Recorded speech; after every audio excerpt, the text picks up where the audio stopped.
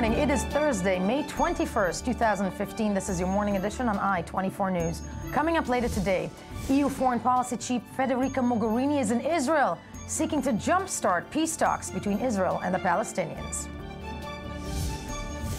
Malaysia and Indonesia pledge to no longer turn away boat people, averting a humanitarian disaster at their doors. And later on the show, summer is upon us, and we learn how to help our four-legged friends. That's not our four-legged friends, but with the help of Tal, Heinrich, and the professionals at the Ramadan Safari, we'll take a closer look for summer and animals. Good morning, I'm Yael Avi, and we begin straight in Israel, where EU Foreign Policy Chief Federica Mogherini's visit to the region, in which the European leader is trying to renew negotiations between Israel and the Palestinians, has begun, or some will argue, maybe just the attempt. After meeting with her, Israeli Prime Minister Benjamin Netanyahu announced he was committed to the two-state solution, attempting to reverse diplomatic fallout from the statements in opposition to Palestinian statehood in the late stages of the recent elections campaign. Mogherini herself yesterday said she believed him. Mogherini's first day in Israel and the Palestinian Authority was fraught with side tension, though, as the EU chief met with Palestinian Authority President Mahmoud Abbas. A row erupted over a controversial Israeli plan to stop Palestinians using the same buses as settlers in the West Bank, a plan Israeli papers reported about on the morning of the EU chief's arrival in the country. Netanyahu quickly ordered a suspension of the controversial move later in the day, but the impact was felt. Adding to the tensions on Wednesday morning, that would be yesterday, a Palestinian driver rammed his car into two border police women in East Jerusalem, moderately injuring them before he was shot dead by another police officer. Joining me in studio to discuss where the peace process stands, if at all, are Dr. Oded Iran, formerly Israel's ambassador to the EU and a senior negotiator in past peace talks. Good morning to you. Good morning. Diplomatic correspondent for Walla News, Amir Tibon. Good morning. Good morning. And Ksenia Svetlova, a member of the opposition Zionist Union Labour Party. Good morning to you. Before we break this down and see where things stand, let's take a look at the following report and take it from there. European Foreign Policy Chief Federica Mogherini arrived in Jerusalem and Ramallah Wednesday with a clear message. The European Union is strongly committed to peace here in the region, to the creation of a Palestinian state, and to bring peace and security. Especially now, it is important as the whole region is getting more unstable, more insecure. We do not have to forget that this is true, the most ancient conflict in the region, but not for this, it has to be the last one to be tackled. On the contrary. Starting out in Ramallah, Mogherini clarified that the goal of the trip was to check if there is any way to restart negotiations, which have been in a firm stalemate since April 2013. Later on, she continued to Jerusalem to meet the Israeli Prime Minister for the first time since he formed his new narrow right-wing government. Against the backdrop of growing European impatience with Israeli settlement policy, Netanyahu gave a clear statement on his commitment to the two-state solution. My position has not changed. I don't support a one-state solution. I don't believe that's a solution at all. I support the vision of two states for two peoples, a demilitarized Palestinian state that recognizes the Jewish state. And I look forward to discussing with you how we can advance that vision forward in a practical, secure, and responsible way. The European Union is interested in peace and security for Israel, for the region, because this is also our European peace and security. So we have a common interest there to see if we have a space for relaunching the vision we just mentioned of two states for two people being able to live in full respect. While Washington has clarified it does not see a solution to the Israeli-Palestinian impasse in the upcoming year, the EU is seeking a more active role and is pushing forward with sanctions against the Israeli settlement policy. The message from the EU to both the Israeli and Palestinian leaderships is that the status quo is not an option. Let's go straight to Ramallah, first of all, to Senior Palestinian Authority official Dr. Abdallah Abdallah. Good morning to you. Good morning. Dr. Abdallah, the meeting with Federica Mogherini, what did they yield yesterday between Palestinian Authority chiefs? Well, we have very clear message to the issue of negotiations. Negotiations has to come after a clear commitment from the Israeli Prime Minister that Israel accepts the two-state solution based on international law, based on United Nations relevant resolutions. And an indication of that commitment, there must be a stoppage, complete stoppage to all settlement activities, and respect for agreements signed between Israelis and Palestinians concerning the release of pre-Oslo prisoners. But Dr. Abdallah, then I have a question to you. If Prime Minister Netanyahu yesterday comes out and says that he supports the vision of a two-state solution, doesn't that comply with that demand? Listen, it doesn't enough to say words. He said that at Bar Ilan back in 2009. But at the same time, he never believed in the two-state solution.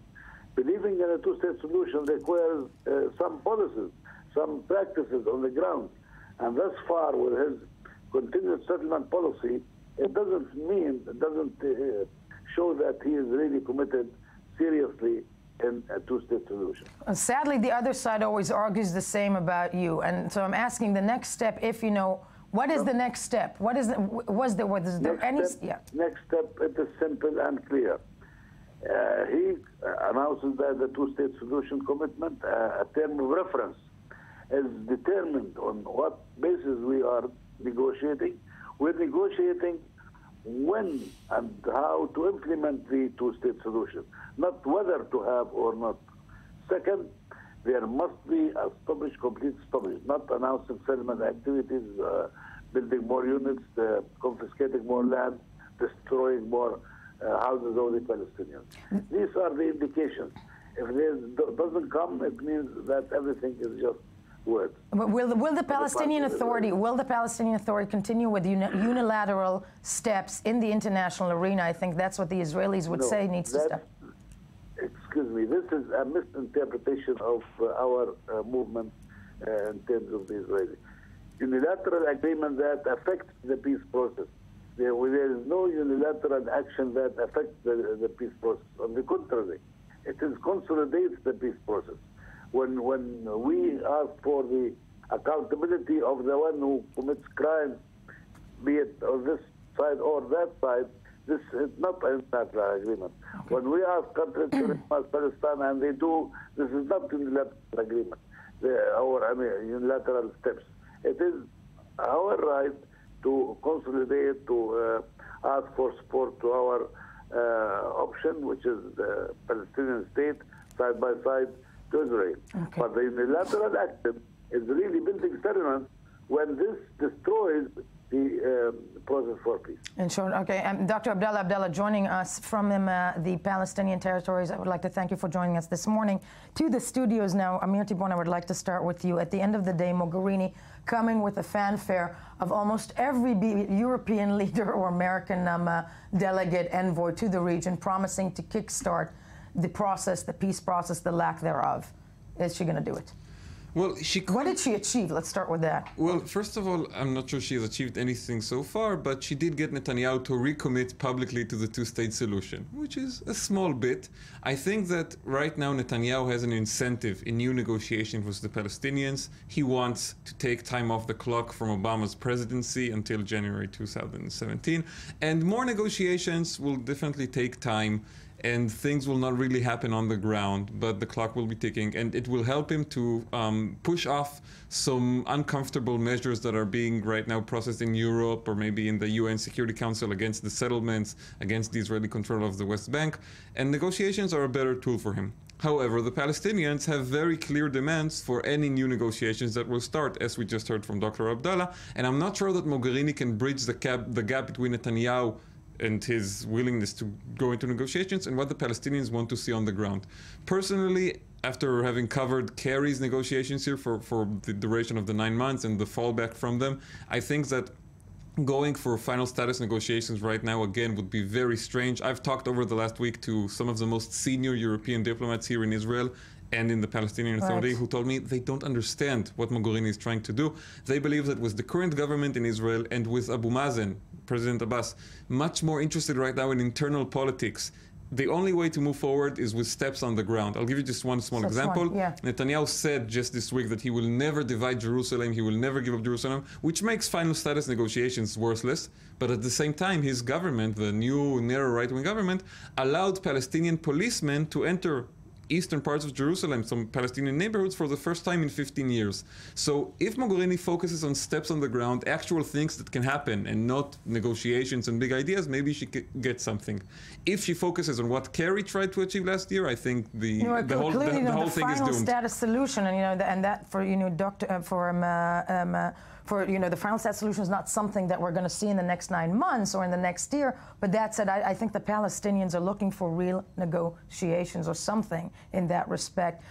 Who will push on that side? And firstly, I want to start with I want to start with you, Ksenia, because throughout the campaign of the elections, okay, there was no call from the left, there was no call from the union, from the Zionist Union, for the push for peace or for the renewal of peace talks. It wasn't that evidence in the campaign of the people opposing Netanyahu. Will you, as a party in the opposition, try and push that agenda? Because it seems that the entire party of the Zionist Union is afraid to utter those words.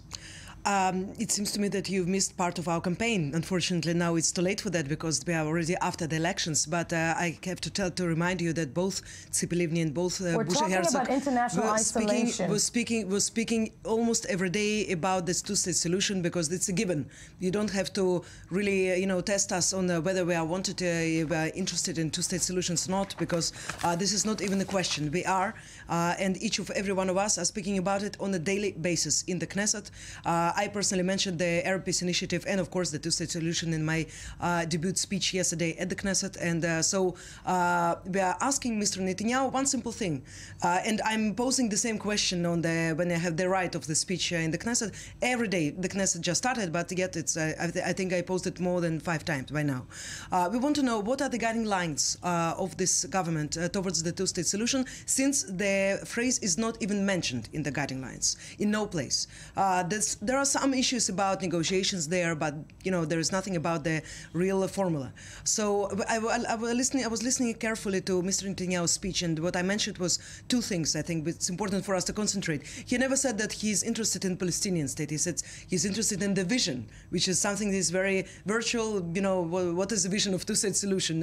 Is it something really that he imagines and dreams about it at the nights? And another thing he said, I'm willing to discuss with you, Federica Mogherini, not with Abu Mazen, not with anybody from his team, because we know that there is a lot of bad blood between both of them. So I think it's highly unlikely to come from the government some kind of initiative that really will revive the peace process, or even steps of the ground. Steps of the ground, as Amir Tibon just mentioned. Very minor steps, yes, but not something substantial that can really push us to. And Dr. Oded, because you're formerly Israel's ambassadors to the EU, you were a senior negotiator with peace talks. It seems like the Americans are off the table when it comes to being the instigating power behind any form of negotiations. Can the EU put enough pressure on both sides to kickstart this thing? Because as Amir Tibon said, Mogherini seems intent on doing and assuming the role of the peace envoy. But do they have the power to pressure both sides? It's not a question of power. I think that after 5 times of attempting to negotiate comprehensive peace, it's now clear that the 2 sides are not ready to have comprehensive talks. The EU can help only if we change the paradigm for the negotiations. That is to say, we do not go now for the comprehensive solution of Jerusalem, borders, refugees. We go now, and it's important that the Prime Minister said that he is committed to the two-state solutions, or to the vision of the two-state solution. We go now for practical steps on the ground, where the EU may have an advantage over the United States. For example, the economic development of Area C, release of prisoners, steps that can push the relations between Israel and the Palestinian Authority. But if the EU, or anyone else for that matter, tries to have comprehensive talks, this is bound to fail. So I think that if the Prime Minister and Abu Mazen can convince themselves first, and then the international community to go on this track, then we have a chance for some progress. I doubt that this is currently the situation. That is to say, the 2 sides are putting preconditions. We heard Abdallah saying it. Prime Minister Netanyahu has his own preconditions. He's unable to stop the settlements activity. He can limit the housing projects to certain but mostly regions. not now in this type of government. And hopefully he will do this. The government will do this. It will not build beyond the security fence. It will not build in sensitive areas. And if this can be achieved, then we are at least for a good start. But we're talking about steps on the ground, and as if, everybody's already given up on the big picture. And that said, speaking of the European Union as a force that can have the power to push the two sides to even do those steps that both, you, Dr. and you, Amir, mentioned. I think that's the time to go to D.C., where we're joined via Skype from Washington by Grant Rumley, research analyst for the Foundation for the Defense of Democracies, FDD. Good morning to you, Grant. Good morning. Thanks for having me. Thank you for being with us very early for you. I want to ask you, because, I think the overlining question here is, as I've just asked Dr. Iran, the Americans, the American administration, I think we can summarize Obama actually giving up of the last year of his presidency any attempt to try to bring Israel and Palestine to the table, or for that matter, to push the two sides. But without that type of pressure, is it even possible? And has the American administration, or be it Republicans or Democrats as a whole, given up on the Israeli-Palestinian issue, as seeing it as as a side issue that doesn't progress American foreign policy in the region? Well, I think it's just like you said. There's a dichotomy there, and I'll actually echo what Amir was saying earlier about it doesn't really make a lot of sense. I think there's a lot of questions being raised, a lot of eyebrows being raised about the idea of having final status negotiations right now. And I think especially with Mogherini's visit, there were a lot of raised eyebrows in D.C. at it. I think basically there are two ways at looking at the remaining years of Obama's term, and specifically in regards to this recent visit. The one that's sort of gaining a lot of traction is that Obama is just genuinely not interested in the peace process. He's sort of washed his hands of it. He's tired. He was burned after the Kerry talks, and frankly, he has, in his eyes, bigger fish to fry right now. I think part of what fuels that, especially in D.C., is that collectively, a lot of the think tankers, the journalists, the sort of punditocracy here was very excited about the elections and about the possibility after the elections of maybe getting the band back together. So yeah, that didn't happen. And then everything happened, right? So there's this sort of a prevailing sense of disillusionment, and I think people are just wondering, are we generally just going to give up on the peace process? But what I think is actually closer to it, and actually Amir wrote a great piece about this the other day, is that I think right now diplomacy is, for the U.S., obviously about resources and political will. And Obama doesn't want to fight two battles at once. And I think everything is getting pushed till after Iran. You can see this in the statements coming out of even talks of the French resolution. But I think he's willing to let Europe sort of take the mantle, sort of raise some headlines around this. As a placeholder, so it feels, and I'm glad you mentioned, Grant, I'm glad you mentioned Iran, because Amir, I want to ask you, at the end of the day, speaking of Iran, let's just turn the corner to that point, for example. It seems to be happening June 30th. There'll be some form of a deal with Iran. At that point in time, Netanyahu actually loses his, part of his campaigning where he promised that will not happen. I don't think he loses anything. I think the Iran issue is here to stay, and Netanyahu realizes it very well. Okay. After they get a deal, before they get a deal, obviously it's going to be about the bad deal that is right now being set up in Lausanne or Geneva or I don't know where. And after the deal, it's going to be the dangerous deal that makes Israel more vulnerable, and there's going to be a lot of talk about Hezbollah on the northern border. This is going to stay with us for a long time. And of course, Israel and its neighbors are not just worried about the Iranian bomb. Actually, I think today they are less worried about the bomb and more worried about what Iran is doing in the region and how it will be able to do more of it once they get a lot of money from the sanctions that are lifted off. So this is not going to leave us. But obviously, from the international perspective, like Grant said, once the Iran deal is sealed, and it's going to take some time because Congress is going to try to, the Republicans are going to try to sabotage it. There's going to be some kind of a war. Obama will probably win it. But by the time that we get to the General Assembly of the UN around September, things will be ripe for this kind of new push on the Israeli-Palestinian peace, unless Mogherini somehow succeeds in getting negotiations going, and then the whole French effort will go down because Netanyahu will say, look, we are negotiating right now. We are trying to find an agreement. Please don't do these unilateral actions against us, and more time will be bought. Now, fascinating. We still have everybody with us, but as everybody around the table, we're talking about not a sit down around a table in negotiations, but rather steps on the ground, right? That's the only thing. And that said, the steps on the ground that we saw yesterday, what many have described as a PR blunder, Israel yesterday briefly put in place a defense ministry pilot plan that would have disallowed Palestinians with work permits from using Israeli buses to enter the West Bank. The plan had garnered fierce criticism from opposition politicians and others who claimed that it constituted an apartheid policy. The move was quickly stopped by Netanyahu, with officials in his office quoted as saying it was unacceptable to the prime minister. But that said, that was the step Israel showed Mogherini yesterday. Let's take a look at the report and break it from there. And then, but actually, the report not with us right now. But if that were the step, okay, if that was some type of a step, let's start with you, Dr. Aran. You're talking about steps on the ground. It's steps like that, actually, that can scale everything back, not just, progress things, but it's steps like that can actually inflame the ground. It can inflame. It was counterproductive. It was more than slightly racial, and it should be stopped. I'm glad it did stop. It didn't stop, it just was frozen. I hope that it will never be enacted again. I speak about more profound, long-term steps. Trust building? Trust building. How? How would that be done? You can allow the Palestinians, I mentioned it before, to allow economic activity in Area C. You don't have to change the status of the Area C. You just have to say, let's the Palestinians have economic projects in Area C. You can remove some of the movement hurdles that still exist in the West Bank. You can engage with the Palestinians, with the international community on the whole issue of the reconstruction of Gaza. These steps will be very important in easing the international pressure on Israel, because I don't think that you can easily remove the French initiative from the Security Council unless there is something happening between the Israelis and the Palestinians. I prefer it to be within an agreement between the Israelis and the Palestinians. But even if there isn't, for example, I don't think that you can reach today an agreement between Israel and Hamas in Gaza.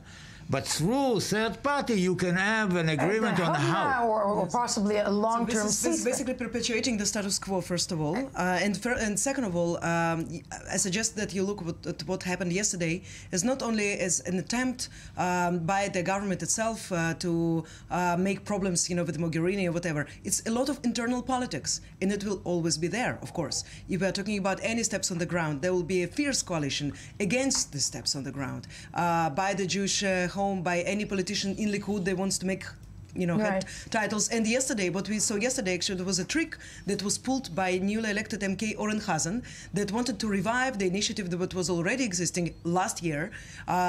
So he wanted just basically to embarrass, the Minister of Defense, who called at the same time when this issue was discussed inside the Knesset. And so, nobody was focusing on the foreign policy there. This is something that amazes me every time, because right now Israel doesn't have a foreign policy. Right, we have a foreign minister.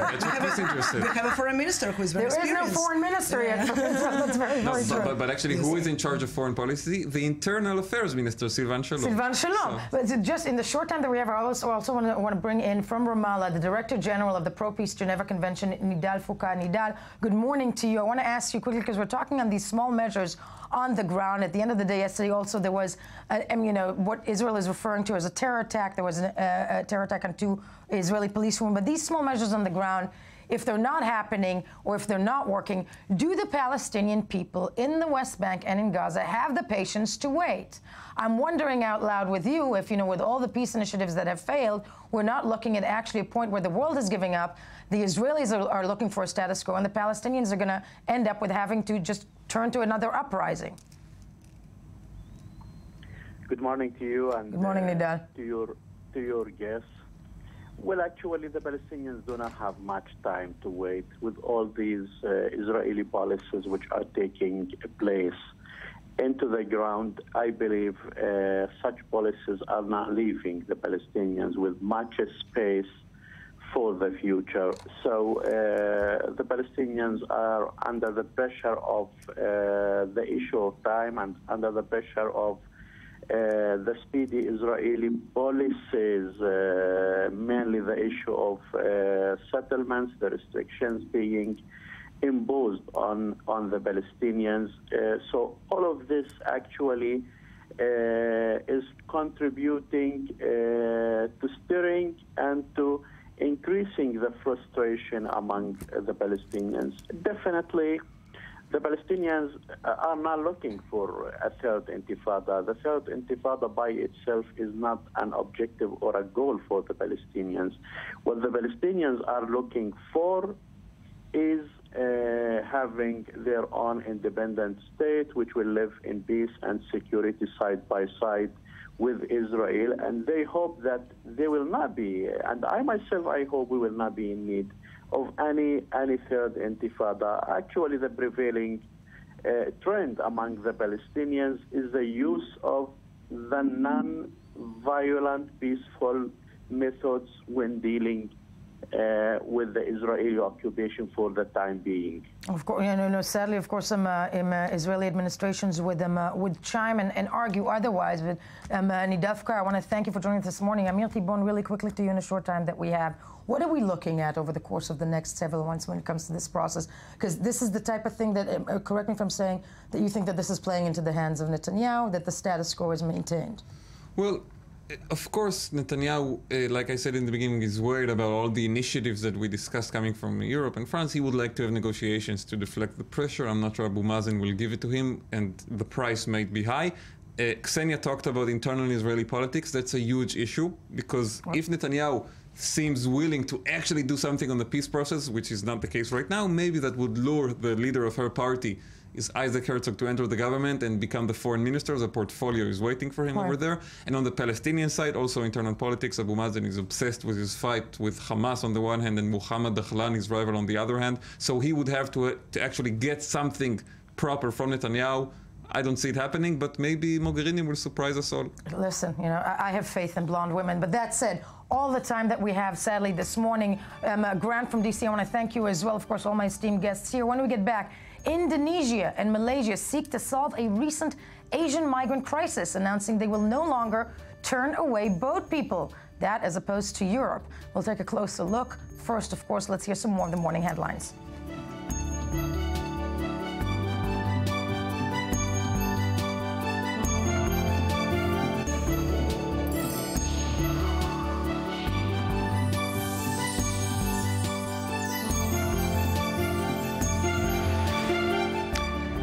I-24 News Morning Edition on this May 21st. Thank you. 2015. Ami Kaufman and Ruthie Sinai with me in studio. Two of my favorite people, as I say in every single segment. Yeah, May 21st reminds me of no, is it May 35th? That book? I'll forget. Yeah. May 35th? Yeah, Eric Kessner. It's a great book. Oh, okay. You know what I'm talking about? I do. You do. Thank you. Ruth is like, I do. I don't read. Tomorrow's my birthday.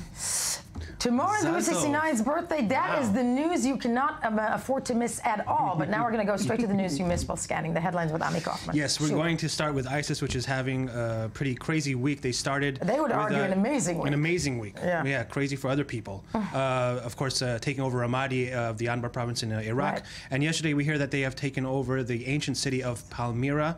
Next to the city of Tadmur. It's a World Heritage Site designated by UNESCO. And we, of course, are afraid that we're going to start seeing videos of similar videos to what they did in Iraq in the city of Nimrud and Hatra. No, and like at Palmyra is an amazing. I think it's of the grandeur almost of the Red Rock in Jordan. It's very Acropolis-esque, so to speak. Yeah. And no, that would be. It's been around for about 2,000 years. 2,000 years, and the thing is, I'm looking at these advances, and we're looking at the week that they've had, and all these arguments of as if number 2 was killed, that was killed. At the end of the day, ISIS is winning on the ground, and I think that leads us straight to what's going to happen with the Iranian deal. Yeah, the BBC, by the way, is saying this is really, besides the artifacts that might be ruined, this is a really strategic gain for ISIS because it's on a route, a very important route between two cities and next to gas fields, and on the way to Damascus. So this is a really no, it's one hell of a get, and when it comes to the caliphate that the group is purporting, is hoping to create. But yes. On to Iran-related issues. The State Department and the Pentagon approved a massive weapons sale to Israel worth about $1.9 billion. This is apparently to alleviate, Israeli fears ahead of the Iranian deal come with June Americans. 30th. Yeah, most of it is what they call the bunker busters. Bunker busters. Yeah. The bombs that were. Goody. Yeah. Yeah, I know. I think it's important to maintain a sense of humor. But the bunker busters were heavily used in 2003 in the U.S. invasion to Iraq. They did horrific damage. Very successful. Very successful. Exactly. No. So Israel's going to get about 750 of those. And by the way, the Saudis are also going to get a deal, also about worth $1.9 billion, but they will get mostly Sikorsky helicopters. Do we see a connection here, folks? Yes. Yes. The only difference between men and boys, the size of their toys. Of their toys. Very well put. We were talking, Ami and I were talking before, boys and their toys. Getting yeah. a lot of toys in the region. I'm personally very worried. Sticking with Iran, the next item, the Iranian official news agency has reported that a Swiss court has ordered Israel to pay $1.1 billion in an old oil pipeline dispute. This is the Eilat Ashkelon Pipeline Company. Now, before the Iranian Revolution in 1979, Israel and Iran actually had pretty good relations under the Shah, and the idea was that Iran wanted to sell oil to Europe. They would bring their oil to the Eilat Gulf port, and there would be a pipeline that goes all the way to the city of Ashkelon, and then from there, ships would take it to Europe, and things were working, very well for a few years, but until 1979, and then on 1979, things. But then no. And Iran is saying that Israel continued to sell its oil while and not giving them back revenues. So this is going on since 1979, and now they're saying that they're going to pay $1.1 billion. Now the Israelis have said, and this, I want to quote Please this one. quote. Without referring to the matter at hand, we'll note that according to the Trading with the Enemy Act, it is forbidden to transfer money to the enemy, including the Iranian National Oil Company. So I thought that was a pretty funny. So we may owe it, but you're the enemy. Yeah, they're not saying no. This is like the guy who murdered his parents, then asked for the court's mercy because he's an orphan. It's an orphan, exactly. Perfect. Wow. Yeah. Just quickly staying in the region, a Moroccan man was recently arrested in Italy for a connection to the terror attack in the Tunisian museum that killed 20 tourists. Right. 4 of them were Italians, and the reason I bring it up is that what's interesting is that he was caught. He came into Italy on a migrant boat with 90 other migrants. So I just thought that was interesting. Yeah. And on to a European. This is record fines that are against 5 of the world's largest banks, totaling $5.7 billion for charges including manipulating the foreign exchange market. We're talking about J.P. Morgan, Barclays, Citigroup, RBS, and UBS are getting massive fines. Barclays was fined the most, was $2.4 billion for manipulating the exchange rates in their favor for about 5 years, for pretty much every day from 2007 to 2012. I'm shocked. Yeah, you're shocked. Not only are you not shocked, but I just want to say 2 things about this. First of all, that this is actually kind of interesting because the first time that banks are admitting that they're guilty, because in previous settlements they haven't admitted guilt, and this is the first time that they are. And the second thing I want to say, that $5.7 billion for these 5 banks is nothing, right? It's what we say in Yiddish, bubkas. Thank you. That was what I was going to say, bubkas. It's how many banks? 6, 7? It's 5 and another American bank that was on a separate issue, but it's about. I'm wondering where Occupy Wall Street? Where are the 10 people? Come on, this thing is continuing and continuing. Yeah, I'm with you. And one last one. Cannes Festival. There's stiletto issue that you've already heard about. Now, yeah, what's the new rule at the Cannes Film Festival? Well, there is no rule. You're supposed to walk in anything that you want. But apparently, there's a new thing on the Independent, a new item that said that they even turned one woman who had a left foot was amputated. Right. And she said her name is Valeria Richter. Part of her left foot was amputated, and she was stopped by festival officials who were waving their fingers at her feet and saying, "You can't go onto the red carpet without stilettos." Yeah, and they said if I could use my French accent, and when I'm quoting, they said, "No, this won't work. You can't get in like this." But it works brilliantly with the bow tie. Thank you very much. And what she did is she waved her amputated left foot at them. And they let her in. I thought even after that. Okay, maybe. Yes, we just made fun of French people, and we're going to stop. Ami, thank you so much as we move along to our next segment. Locked in studio. Yes, and of course, Ruthie Sinai is with us in studio as we move along to the next segment, checking in about, and hold on, here we get it, because there we go, checking in with Asian migrants. Malaysia and Indonesia announced yesterday that they would no longer turn away boat people.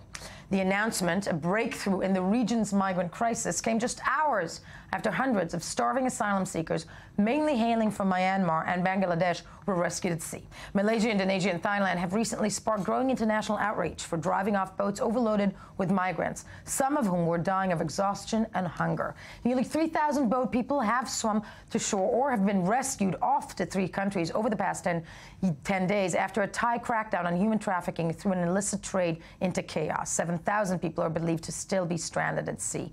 As I said, Ruthie Sinai here with me on it. Let's take a look at the following report and break it down from there. Rohingya Muslims and Bangladeshis fled Myanmar to escape extreme poverty and persecution. They ended up stranded at sea, facing starvation and battling terrible conditions. The people smugglers had abandoned the boats far from shore, leaving the migrants with no country to dock in. However, Indonesia and Malaysia have reached an agreement to provide shelter to some of the refugees who ended up on their shores. Indonesia and Malaysia agreed to continue to provide humanitarian assistance to those 7,000 irregular migrants still at sea. We also agreed to offer them temporary shelter, provided that the settlement and repatriation process will be done in 1 year by the international community. The 2 countries agreed to help 7,000 migrants, but have made it clear they will take no more. Over 3,000 migrants have landed in the country so far. Indonesia said it would prevent more refugees from reaching its shores, but if needed, would provide humanitarian assistance at sea. Based off the condition refugees have been arriving, the aid is imperative. When I left my country, my child was very young, but her conditions were still good. But then on the boat, there was no food and no water, so her condition worsened really badly. Now I'm so happy that my child is in this hospital and in this country. Migrants who made it to Indonesia are now being treated in a hospital. The fate of the other refugees remains unclear. We're joined via Skype from Bangkok by Joe Lowry, spokesperson for the International Organization for Migration. Joe, good morning to you. How much pressure was needed to have Malaysia and Indonesia announce this? Because essentially this is actually a good thing that's happening. This is a very good thing that's happening, and more good news I see recently that Malaysians are going to start searching for these people as well, because that was the one thing missing from the joint declaration yesterday. Certainly, we've been advocating and agitating for 10 days or more for these people to be allowed to safely disembark and to receive life-saving treatment on shore. And day by day, their situation at sea has got worse and worse. People will have seen this green boat, the so-called Anwar boat that landed yesterday in Indonesia. They may have seen it on their TV screens before the weekend, and people were already in a desperate situation. It really, I think, tugged at the heartstrings of the world to see this game of maritime ping pong going on where these people couldn't get to shore. Right. Now they will be able to get to shore, and they'll be able to, they're already receiving treatment. No, and it's a good outcome in this respect. Yes, Ruthie. Joe, this is first aid, though. I mean, these people, you know, as has been made clear, it's only good for a year. What happens after a year, and what happens, you know, the cap is 7,000. What happens with others out there? Well, first of all, 1 year is a lot more than 6 months, which it could have been 6 months that they've given us as a deadline. So this is still a good thing. And a lot can happen in 1 year. Already the US and other countries have said they will take in people as refugees. And we can assist, IOM can assist with getting people back home when they want to go home. We can help them with transport, documentation, and getting them on their feet when they go back home. We've done that successfully all over the world with thousands of people every year. So a year may not seem like a long time, but it gives us a good long breathing space. Also, people won't be traveling by sea, because these smuggler boats aren't sailing anymore, because there's no way they can ply their evil and inhumane trade anymore, because they're not being allowed to go through Thailand, where they were able to extort money from people and hold people in these awful camps where many died. And secondly, the monsoon season is starting. The weather is turning bad in the Bay of Bengal, so there'll be no sailings, no more sailings until the next sailing season, which will be later on this year, early next year. One could only hope. Joe Lowry, thank you for being with us this morning from Bangkok. As we said, this is a good outcome. It's just reminiscent, sadly, of the European problems in the Mediterranean, I have to say, in many ways. It is. Do we have a minute? Yes, please. I would like to point out one thing. By the way, there's a tiny country in Africa called Gambia that has offered to take in these Rohingya, the Muslim refugees from Burma, which is sort of interesting. But a country that hasn't offered to take in anybody is Australia. As a matter of fact, Tony Abbott, when asked about this arrangement, this agreement by Indonesia and Thailand, said, nope, nope, nope. I mean, the guy is very articulate, nope, obviously. Nope, nope. Yes. Basically that says... That was you're quoting. Okay. Yeah, absolutely. And what he said is that he's blaming the Burmese authorities for not letting these people leave to begin with.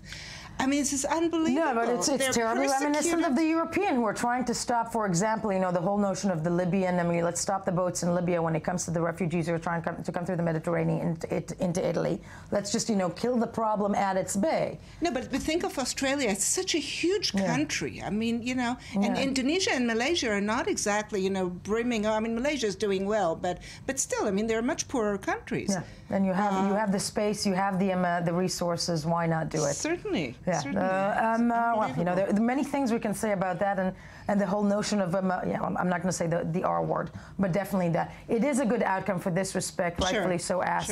A year is better than 6 months, and monsoon season, hopefully, the smuggling will end at this point. But I want to thank you for being here with me in this, and both Ami and Ruthie. This is the time to actually let everybody know that you have to stay with this show, because coming up is a one and only Tal Heinrich, who right now is at the Ramat Gan Safari. Yes, there we are. And Tal Heinrich, we're discussing summer in the Levant, okay? And animals, just like people in Israel and the Levant, have a hard time facing summer. What are they going to do with the animals at the zoo, at the safari? Hi. Hello, Yael, the lioness. It just came up to my mind that your last name actually means lion in Hebrew, right? Yes. So the lion was sleeping. We came here next to the giraffes. I hope you can see the elephants here behind me. I heard you were talking about Africa before. So, Ramat Gan is located in the center of Israel, and a few days ago we had 40 Celsius, 40 degrees here, and of course something is needed to be done in order to alleviate this heat for the animals. But I know that in the studio you're going to speak later about how to get your pets prepared for the summer. But regarding these animals at the Ramat Gan Safari, they're actually animals which are suited for this Mediterranean climate. Even the penguins at the zoo are penguins from South Africa. So, they're basically they know how to handle it, sometimes even better than us. And my God, so many things. They're air-conditioned. They're air-conditioned animals. Tal, we'll talk to you so much more in the next half hour. Stay with us when we get back. Animals, heat, Tal Heinrich, and me, the lioness. So stay tuned. First, the news.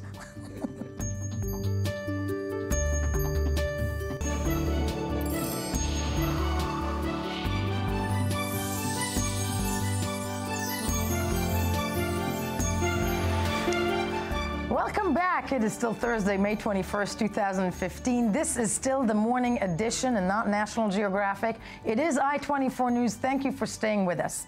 Summer is here in Israel, the Levant, whatnot, and the natural tendency can be to get everyone up and out of the house, pets included. While spending more time outdoors can be a great source of exercise and fun for all involved, it is essential to be wary of heat exhaustion in your animals, especially if they are the pets of the Levant, such as this one. This is the smallest cat in the Middle East right now.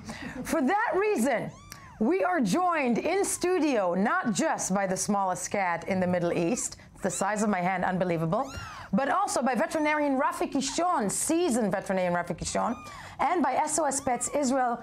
You are Noah Landsberg? Noah Landsberg, thank you. Good morning to you. And live from Ramat Gan Zoo, ladies and gentlemen, I-24 News correspondent, wait, I'm going to give my baby something to drink, Tal Heinrich with us at the safari. Tal, what is that next to you? What is that next to you? It's a giraffe, Yael. I've never felt so short in my life. and the giraffe is actually eating an eggplant and my mic or my ear or something. Oh, your mic or your ear, but yeah, no. So with me is... Hold on, Tal, we are going to come back to you in a second. First, we're doing prepare your pets for summer at home. Okay, Rafi Kishon, talk to me, heat, animals, and exhaustion. I think the cat wants to nurse straight from my breasts, but I'm not going to let it do it. Yes, go ahead.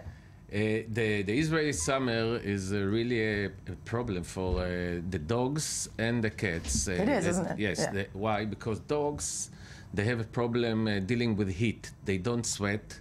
They don't have the ability to sweat like humans. That's why we, although we are not so quick as the dog when he's running, but we can deal with the heat much better. So some will argue. I don't know what about you. Yeah, okay. People are doing always this mistake. They take their dogs, although he's in good shape, and run with him also in the summer when it's hot. And the dog is so playful. He likes it, and he runs, and he gets a heat shock. And that's very dangerous. What happens for a dog in heat shock? They can die, and it's not. I'm not speaking of not drinking enough. That's of course you have to give them to drink a lot, but also if they drink enough, if they do too intensive exercise in the heat, they can get a heat shock. It means the temperature is so high that the body cannot function anymore. They die from it. And I saw cases like this in the clinic, and it's very, very problematic to save them in this condition. In this condition, what does one do? I mean, first of all, I know that around, if you are a resident of the Middle East, or if you live in Tel Aviv, for example, as we do, I see all these coffee shops putting out. I think the dog wants the cat's milk, or something like that. Yes, you have to give them to drink. To drink water, and not doing exercise in the warm time, only at morning or evening. But the second problem of the Tel Aviv heat is the slogan of Tel Aviv is the city that never sleeps. This slogan was invented by the fleas. The fleas, they found Tel Aviv the most intensive city for them because it's heat and it's humid. It's humid. So and a lot of cats, a lot of dogs. So it's paradise for the fleas. We have a lot of fleas, a lot of ticks also. And this is and they bring a lot of diseases. The fleas bring irritation of the skin, allergic problems of the skin. A lot of dogs are suffering. Right. Not only from the flea directly, but what does one do then to combat? It's very simple. You can use things. We have here, for example, we took the classic front line. It's very, very effective. I use that on my cats. And yes, and it's you can use it for cats and dogs. Of course, you have to take the right thing for the right animal. We're not going to defeat. And I just show how we do it. Can you just demonstrate on the dog how we do it on the back of the dog? You don't have to open it, just show it. You have to put it on the back of his neck, exactly. So that he doesn't get to it and he doesn't lick it off. The cat is horrified, yes. Just open up, if he has lots of fur, you just open up the fur and put it on his skin. Exactly. And you have also the spray. The spray is very mild, I can say. It's not poisoning to the animal. You can put it also to young cats. What do you do with the glasses? Oh, this is some gag. There are sunglasses for dogs. And I thought at the beginning when they brought it to my clinic in Ramat Aviv, I thought it's a joke or something. Me too. But they say, no, there are dogs that are walking and it's too shiny for them, so you can put it. I mean, most of the dogs won't like it, but I saw some of them. Let's try with the... Seriously? I don't think yes, I think. Let's see it. I may like this. Oh. No, okay, fine. Yeah. That reminds me of, the people in New York who send their dogs to have Prozac, dogs with emotional problems or whatnot. Wow. It doesn't matter because one eye doesn't work anyway. One eye doesn't work. Okay, but when it comes to animals in Israel or in the Middle East, it is a very hot climate. And in the safari in Ramat Gan, I'm sure they're preparing as well. But Tal Heinrich, you're there with one of the handlers in the safari. Take it away before we come back to the studio. Where's your giraffe? Yes. Hi, and a giraffe. I'm giving the hostile giraffe this one. It's pretty nice, but I don't know. I'm pretty scared of him. An eggplant. So Sophie Ben David is here with us. Hi, Sophie. Hi, good morning. And Sophie, she's a wild animal keeper. First, tell us what it means and how can you alleviate the heat for the safari animals? Well, during the summer, we use different ways of keeping them cool. We get hoses and sprinklers and let the animals take a midday shower under the heat. We also make special lollipops, ice lollies. We freeze fish, fruit, meat in big buckets with water, and then the animals get to have these ice lollies. You told me before that you freeze blood. Yeah, occasionally for the predators, we freeze blood with water. And for the vampires here at the zoo. As well. And then we let the predators just spend the day licking the ice lollies. And describe us your everyday job. What does it look like? I work in the wildlife hospital. I treat and rehabilitate with the rest of the team Israeli wildlife. It involves cleaning, feeding, special treatments, and lots of other exciting things. Any interesting story that you can share with us? Something that you can recall, maybe a certain moment? I remember last summer when we went to the tigers and one of the co-workers said to me, check this out. He turned on the sprinkler. The tiger immediately ran to under the sprinklers and sat there for a good few hours enjoying the water. So it is a stereotype that big cats don't like water. Yeah. Don't like water, but they do. Oh, wow. I'm sorry. Tal, I mean, we do send our correspondents on very, very dangerous assignments. I was going to ask Tal Heinrich to give a kiss to the giraffe, but I don't think the giraffe likes you that much, sweetie. Okay. That said, that giraffe, okay, no, there's a selfie for you.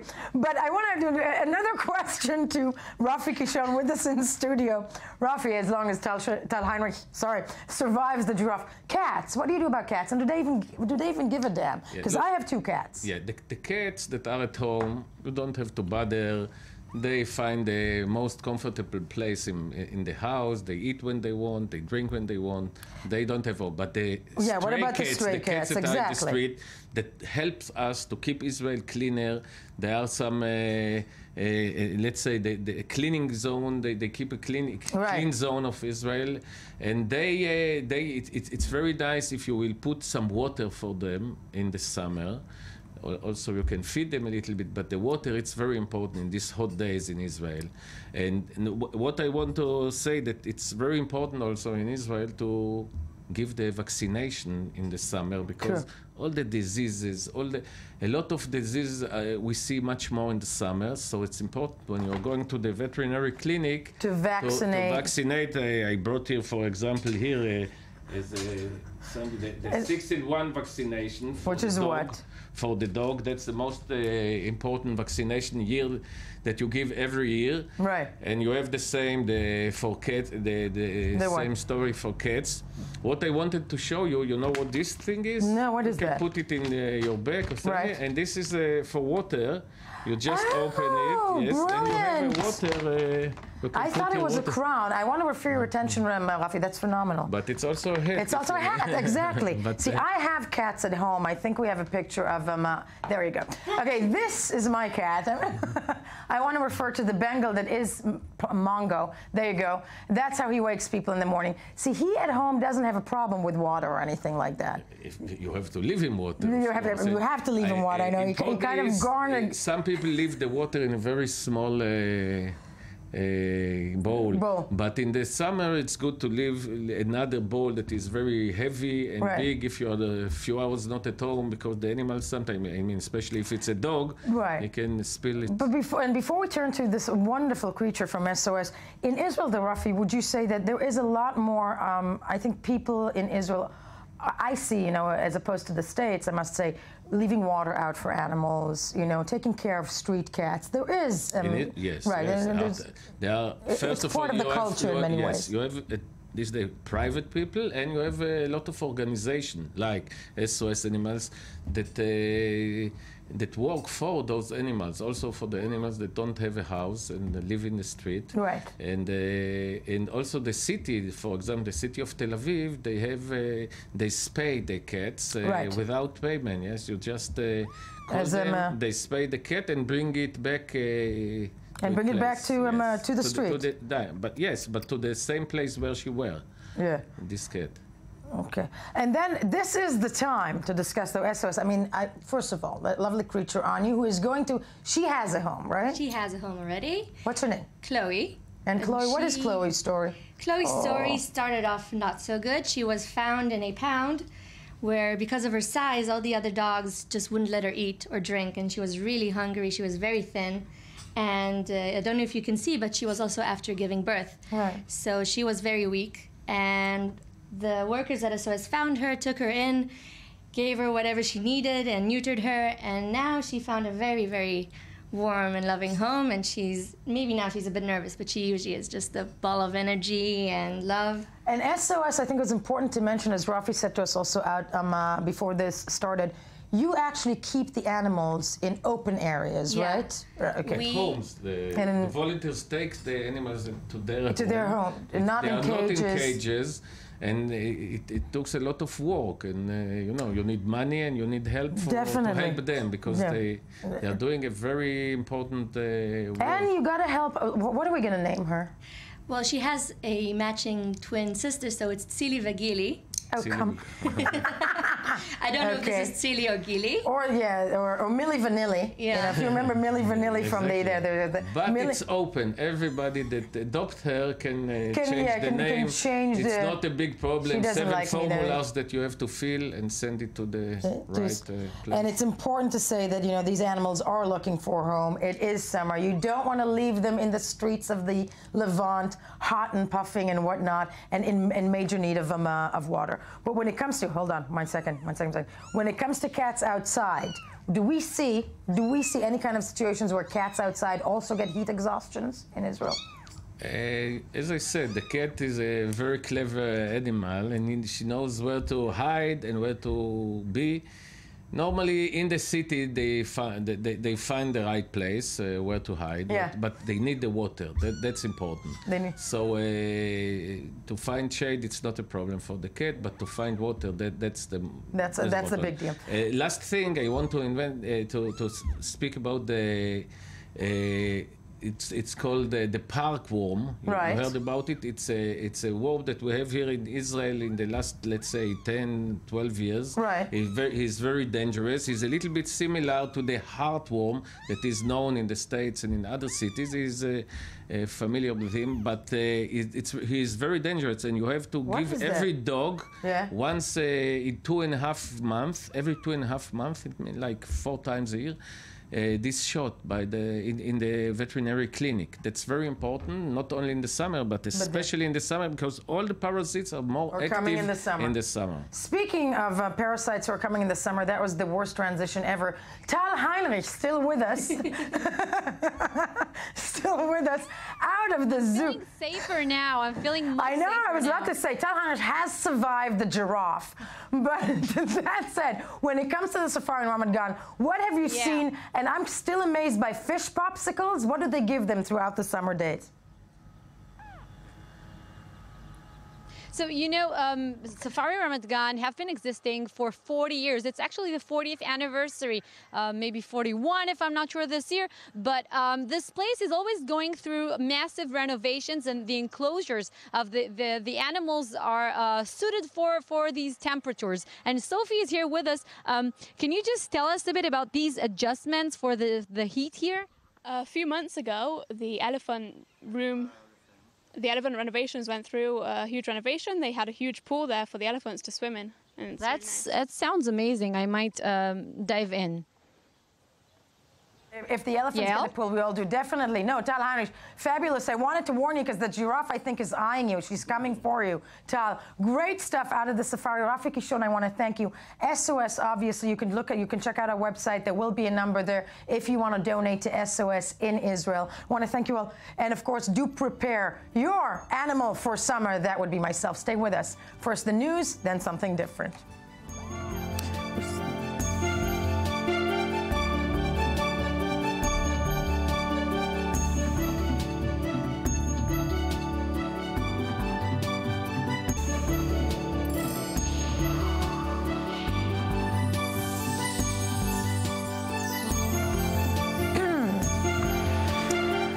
24 News morning show, the morning edition, the place to be on this May 21st. I know it's May 21st because Ami Kaufman told me so. That's right. You got to believe everything. Everything you say, and it's made so much easier by the bow tie. Really? It's more like, you know, it's more, I look at the bow tie, I'm thinking, yeah, he must know what he's talking about. Yeah, well, it's not just the tie, though. It's the handkerchief. Exactly, the handkerchief is such a nice touch. That just brings it all together, right? It's working. It's working. It's all happening. You should be here every day. Every single day we go. Yeah, but it's not you that we're discussing right now. I hope not. No, it's actually Daniel Roth of The Economy magazine. Yes, actually, Daniel, I think truly, really, I mean it, you are my favorite correspondent. Hey. Wow. Yeah, and I don't even have a handkerchief. Exactly. With a handkerchief, you'd soar. But, Daniel, what do you have for us today? Actually, an important story, and one that is actually very, very newsy or related to what we discussed at the beginning of the show, and that's the peace process or lack thereof. Yes. In the Middle East. So in that case, it is very up to the minute. It's actually a story that came out of last week. Last week was Nakba Day for Palestinians around the world and people who commemorate. Nakba meaning disaster. Nakba meaning catastrophe, which is the name that Palestinians give to 1948, to the War of 1948, that Israelis call the Independence War, and Palestinians call the Nakba. In other words, the conflict. In other words, the conflict, or one of the major moments of the conflict. Dheisheh refugee camp, which was a refugee camp that was established in 1949 by the UN, by the agency that deals with Palestinian refugees. Right. This is a refugee camp where poverty is widespread, where life is very hard, and it has been since the beginning. And we're about to see a story about a project there. Let's take a look at the following report of Daniel Roth from The Economy magazine. In the Dheisheh refugee camp in the West Bank, just on the outskirts of Bethlehem, around 15,000 Palestinians live within a square kilometer.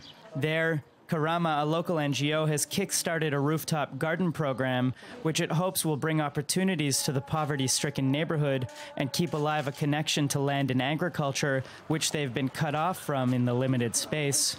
When a Palestinian, or anybody else for that matter, starts to work the land, they become linked to the place they're working in. Established in 1949 under the auspices of the United Nations Relief and Works Agency, which focuses on Palestinian refugees in particular, a third of people are unemployed in Dheisheh, and only 30% are able to support themselves through employment, as most residents cannot enter Israel to work and opportunities are limited in the West Bank. The project to make use of roof space for growing vegetables such as cucumbers and tomatoes acts as a relief and perhaps a step forward. I wish I had a bigger rooftop to develop the project even more, but unfortunately, as you can see, every family has a separate rooftop. But we still hope to get our land back. That's the most important thing. With high unemployment, aging infrastructure, and 2 schools to serve a young and growing population, rooftop gardening is aimed at helping to alleviate some of the economic hardships of life in Dheisheh refugee camp and at maintaining a connection to the land and professions that Palestinian residents here come from. You know, at the risk of making a very bad comparison, it reminds me, I think it's a European initiative of doing, greenhouses on rooftops, or it's attempted also in New York. The small difference here being, okay, how is this catching? I mean, is this something that is viable for the refugee camp? Yeah, well, it's viable across the board, and it's interesting. One of the ongoing themes of Palestinian life over the last many decades has been a desire to return to the land that they were dispossessed of, and so at the core of this story is that it's not just a cool project. It's not just an NGO that's randomly choosing rooftop gardening because it's in. It's also in, and it's also cool, and that makes it something to latch onto. But for the Palestinian people, and it also has this undercurrent of connection to land and connection to agriculture and connection to what was. To what was, and to the form of income, to the form of livelihood that is interlaced within the Palestinian culture and history. But there's also something in Gaza that I think when it comes to solar panels, because I'm looking at one can call this green energy, but Gaza, a place of so much need of reconstruction. What is this project? Yes, so it's called Empower Gaza, and this, like the rooftop gardens, it's not only looking back, it's looking forward. That's looking forward. And this is something actually the world can learn from. This is a project to put solar panels on hospitals, first and foremost. Hospitals being among the hardest hit when there's conflict, when power lines and sewage are torn out. The solar panels can be there to make sure that people aren't dying immediately upon the loss of power. So solar panels have already been put in place, so that's what they're looking into building. It's amazing. You start the next time it was hit, which brings me to an awful line. Irrespective of what side of the border you're sitting at, you know that another conflict between Gaza and Israel, or what your ideology or belief is. I'm assuming we can all assume another conflict between Israel and Gaza is in the works, be it in the next year or in the next 2.5 years. Let's hope I'm completely wrong. Yeah. But, you know, hospitals being hit with Palestinian children in them, but also with ammunition of Hamas in the basements. And that's something that happened in Protective Edge, right? The power went out completely. Yeah, and so people were put in deep and serious danger. And this project is essentially to say we can take these hospitals off the grid. And something that Ayman Siksak, who I was speaking to about this yesterday, who's one of the reporters here, was mentioning is what's unique about this is it doesn't say anything about who's at fault, who did what, why. What's unique about this is it's simply about ensuring that power to hospitals will remain in the worst of times. Who's behind this initiative? It's a private initiative, and it's big money they're looking for. They're looking for a total of $1.2 million. This Empower Gaza campaign is specifically looking for $200,000 just to fit the first hospital with solar panels, to make sure that it in the event of the next mess, both sides most likely will instigate. That will happen. I think the overlining agenda here is that I think everybody's at fault. But that said, you know, that's a blessed attempt to try and, well, at least keep some people alive and give them power. Daniel, you are locked in studio with us. You brought an thankfully you brought an important story. Wasn't very happy, but an important story. So that's the time to turn to the bow tie, the handkerchief, and the man. That is. This is when I'm not serious, because sometimes I am serious. I know, but it's that flip that you can do, the melange, the Renaissance man that you are. Right, the Dr. Jekyll and Mr. Hyde. And Mr. Yeah. All right. Okay. The web review, the spiral viral. Here we go, the spiral viral. If there's anything I like, it's when I can see Google sweat a little. And recently they fell victim to a pretty cool kind of prank. Well, it's not really cool at all, actually. I take that back. And I'm not happy. But it did make a lot of people laugh. But it's actually, when it comes to racism, this is no laughing matter. They fell to Google Maps when people typed the N-word. And they would type the N-word in, and then King. It would lead them to the White House. Oh my God. And sometimes they would write the N-word and the word house, and it would also lead them to the White House. Seriously? Yes. Okay, so how did that happen? Well, it's a prank. People just somehow hacked into the system and managed to hacked into the Google system and fiddle with their algorithms and something. And Google has to, it's going to take days actually to fix it. That's what Google is saying.